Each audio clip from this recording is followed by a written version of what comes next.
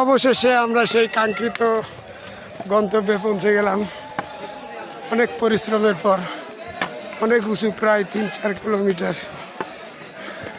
পাহাড় বেয়ে উপরে উঠলাম একটা মন্দির দেখার জন্য, সীতা মন্দির।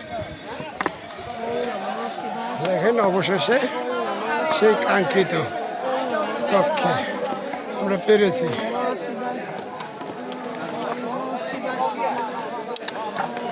যাও যাও।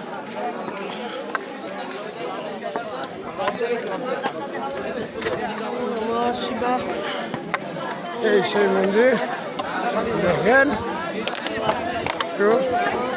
সুন্দর। এই আরেকটা জোড়া মন্দির, জোড়া মন্দির বলা হয়।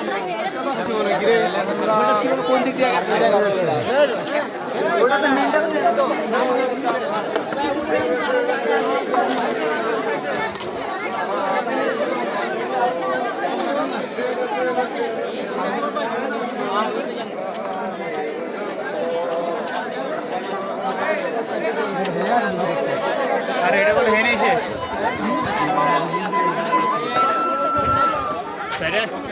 এদিকে এদিকে এদিকে